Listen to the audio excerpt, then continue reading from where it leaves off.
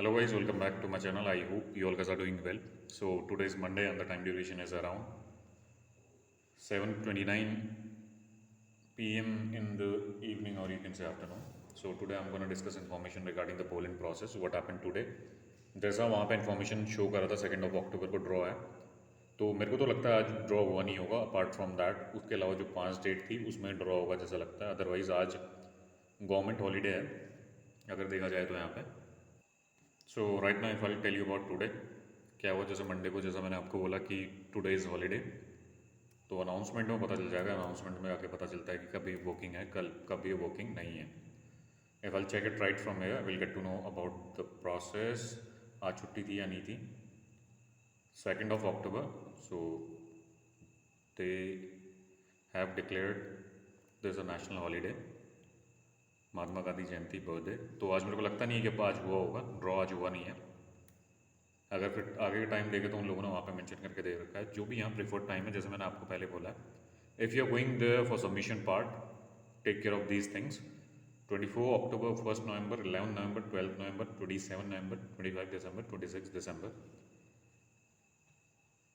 These are the national holiday, restricted holiday हैं। तो इसमें दे वुड नॉट वर्क। अगर आप जाएंगे तो अपील भी नहीं होगा आपका। और if you are going there for collection of your passport and if you are going there to get the result regarding your application, तो इस चीज़ इतने डेज़ को आपको अवॉइड करना है। Make sure of this thing. इसके अलावा जाएँ आप, जैसे आप ऐसा होता है कि 15 डेज़ का टाइम होता है। बहुत सारे लोग अपना एप्लीकेशन ट्रैक करके देखते हैं कि रिजल्ट आ गया, तो उसके बाद क्या करते हैं, वो लोग कभी भी चले जाते हैं। तो make sure of these dates. इसमें अभी ऐसा होगा कि अवेलेबल वहाँ पर को आप जाएंगे तो एम्बेसी ऑपरेशन नहीं होगी। अगर एम्बेसी में काम वाम नहीं चल रहा तो फिर आपका वापस आना पड़ेगा। You won't be able to collect information from there, और ये अपील भी नहीं हो पाएगा वहाँ से। And apart from that there is one more update that you can get from this application, जो भी आपका VFS पोलिंग की वेबसाइट है। अगर यहाँ से देखें तो यूजुअली गेट 2 ऑप्शंस राइट है। The first one is for how to book an appointment. Here we are getting one option, that is a website. Just give me a moment, site is loading right now. I'll change the information. जैसे पहले होता था थोड़ा सा changes आए, अगर जो भी लॉगिन करेगा तो उसको बता देता हूँ अभी। So once after registration you have to wait for the visa application form link. Registration आपका पॉजिटिव आता है तो उसके बाद ही आपका क्या होता है, नेशनल वीज़ा एप्लीकेशन फॉर्म आप फिल कर सकते हैं। So right now here we are not getting that particular option. अगर आप यहाँ पे देखें, they have changed interface. Now we are only getting 2 option. The first one is for national visa registration form, the other one is for Schengen visa registration form. तो पहले क्या होता था, पहले आप रजिस्ट्रेशन करते थे उसके नीचे नेशनल वीज़ा एप्लीकेशन फॉर्म भी आता था। अगर आपका लिंक आपको इस पेज में रिडायरेक्ट करता था देन यू, अगर फिर यहाँ पर रिटर्न टू एप्लीकेशन का आता था और लेफ्ट हैंड साइड में you usually get an option of fill national visa application form, तो हटा दिया गया है। अब ऐसा होगा कि आप रजिस्ट्रेशन करते हैं then you have to wait for next 24 to 48 hours. Once after getting the positive verification result then you have to fill the visa application form. तो इस चीज़ का आपको मेक श्योर करना है। चेंजेस हो रहे हैं, अभी चेंजेस और भी नए इंप्लीमेंट होंगे। जैसे अगर कुछ चेंजेस आते हैं तो I let you know about that thing. और इसके अलावा अगर आपको कुछ क्वेरी वगैरह है तो आप अगर यहाँ पे देखें, दे आर मेंशन अबाउट,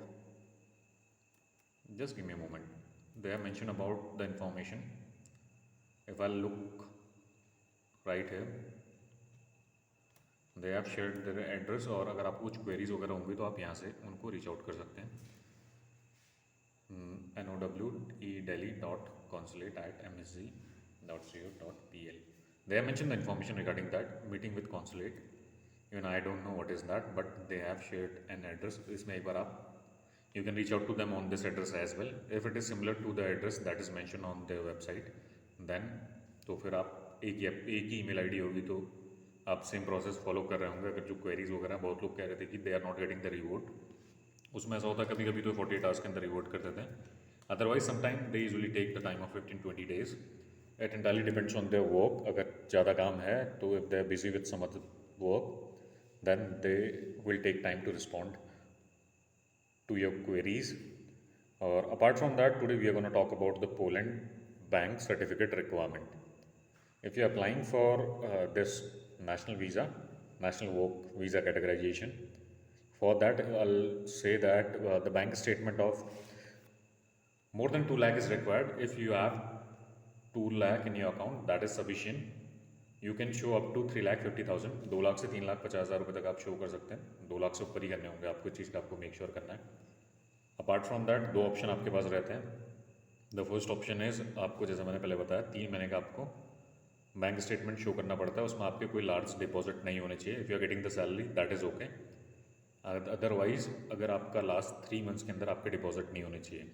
अगर आपको एग्जांपल दूं तो जैसे आपको 2 अक्टूबर है, अगर आपने आज पैसे डाल रखे हैं उसमें, देन कल से आपका डेट स्टार्ट हो जाएगा. 3 से आपको 3 महीने की स्टेटमेंट दिखानी पड़ेगी जिसमें आपके डिपॉजिट नहीं होंगे. इस चीज़ का आपको मेक श्योर करना. आज आप पैसे कुछ जमा कर रहे हैं तो कल से आप नेक्स्ट 3 मंथ्स की स्टेटमेंट दिखा सकते हैं जिसमें आपने कुछ भी अमाउंट उसमें डाला नहीं है. अगर आपका अपॉइंटमेंट पहले आ जाता है और आपका 3 महीने का बैंक स्टेटमेंट आपने नहीं बनाई है, मेंटेन नहीं करी, इन that case you can go for the bank certificate. That is only valid for 1 month. Bank statement में ऐसा होता है, आप अपने अकाउंट पर पैसे डालते हैं, उसके बाद आपका एक बैंक स्टेटमेंट सर्टिफिकेट निकलता है जिसमें आपके अकाउंट में पैसे कितने हैं वो मेंशन करे रहता है.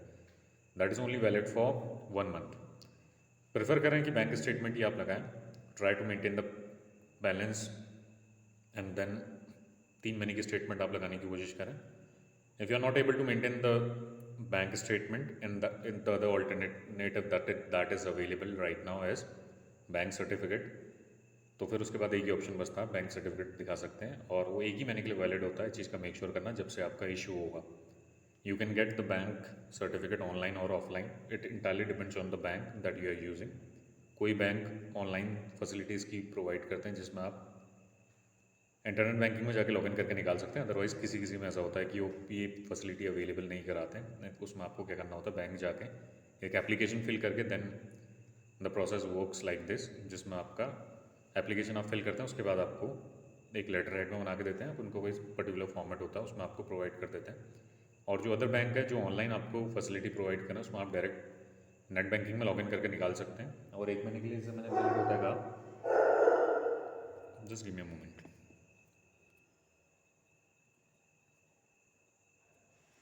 I think there is some problem going on with this.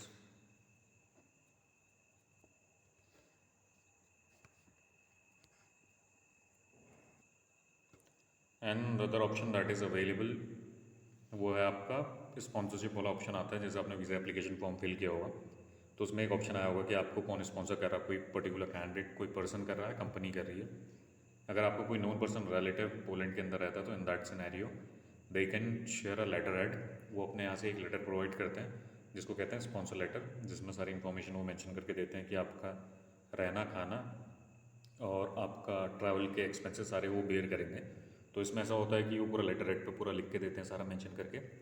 पूरा गवर्नमेंट पोस्टल वगैरह होता है, पूरा साइन होता है पूरा अथॉरिटी में. उसके बाद क्या होता है, जुडिशरी में पूरा अप्रूव्ड रहता है. उसके बाद एक पर्टिकुलर फॉर्मेट होता है वो आपको प्रोवाइड करते हैं. तो उसमें ऐसा होगा, then in that case bank statement is not required. और इसके अलावा वो भी अपना उनका फ़ंड वगैरह चेक किया जाता है, उसमें कितना है वो लोग अपना शो कर देते हैं कि they would be responsible for each and everything. In that case bank certificate is not required. Bank statement और सर्टिफिकेट इज़ नॉट रिक्वायर्ड. उसमें आपका स्पॉन्सरशिप लेटर लगता है. और उसमें भी अगर आपको कोई प्रोवाइड करा to be on a safer side, do one thing, अगर कोई लेटर प्रोवाइड भी करता है तो 1 लाख रुपए का बैंक स्टेटमेंट आप दिखा दें तो वो थोड़ा पॉजिटिव इमेज क्रिएट करता है आपका. उसमें ऐसा अगर आपको कोई स्पॉन्सर कर भी रहा तो वहाँ जाके स्पॉन्सर करता है. इंडिया में अगर देखें आप, आपका फ़्लाइट टिकट होते हैं और अदर खर्चे भी होते हैं, तो 1 आध 1 लाख रुपये आप शो कर देंगे तो एक पॉजिटिव इंप्रेशन क्रिएट करता है. Apart from that, if I talk about student visa, if I talk about the requirement on that, तो उसमें ऐसा है कि अगर आप अप्लाई करते हैं तो 5 से 7 लाख आपका क्रेडिट है, तो that is well and good. और स्टेटमेंट मेंटेन करिए, दैट इज़ ऑल्सो गुड. तो 3 से 4 लाख रुपए का आप उसमें बैलेंस शो करते हैं तो आपका वीज़ा लग जाएगा, ज़्यादा इशू नहीं होगा. और इसके अलावा आपको बोलता हूँ कि जैसे स्पॉन्सरशिप आपको कोई लेटर प्रोवाइड कर रहा है तो वो भी एक सही सिनेरियो है. इसमें आपको बैंक स्टेटमेंट में आप 1 लाख रुपए लगा के दिखाते हैं अपने बैंक उसमें, अगर आपको कोई स्पॉन्सरशिप लेटर प्रोवाइड कर रहा है तो. स्टूडेंट वीज़ा के लिए बोल रहा हूँ. एंड दैट केस आप 1 आध 1 लाख का शो कर दें अपने उसमें balance certificate, to be on a safer side. Bank statement आप दिखा दें तो आपका बैंक वाला जो कॉलम होता है, जो भी आपका पॉइंट है, उसमें रिजेक्शन आपका नहीं आता है. तो ऐसे आपका प्रोसेस वर्क करता है. अगर किसी को कुछ क्वेरीज वगैरह हैं तो आप पूछ लो. जो नया वाला प्रोसेस है, in that also bank statement is required, जो आपके इन लोगों ने पूरा ऐसा मेंशन नहीं करा है, पूरा इसके बारे में मेंशन नहीं करा, but they have mention everything in the column 6.1. They have mentioned about the financial supporting document are required if you're traveling from this place to Poland. So they have mentioned about the article, जब भी उनका निकल लगा तो जो भी law है उसमें उन लोगों ने ये मेंशन करा है कि कोई पॉलिश टेरिटरी में आता है तो उसको अपना ट्रैवल टिकट और वहाँ पे रहने के लिए, खाने के लिए जो बैंक स्टेटमेंट जो भी अपना वहाँ पे सर्वाइव करने के लिए रिक्वायर्ड रहेगा. Make sure of this thing. एक आधे महीने का आपको रिक्वायर्ड होता है, तभी वो लोग 1.5-2 लाख रुपए तक आपका शो करना पड़ता है. 2 लाख के बाद ऐसा होता है 1 महीने के बाद आप वहाँ जाकर सेटल हो जाते हैं, then you start getting your salary.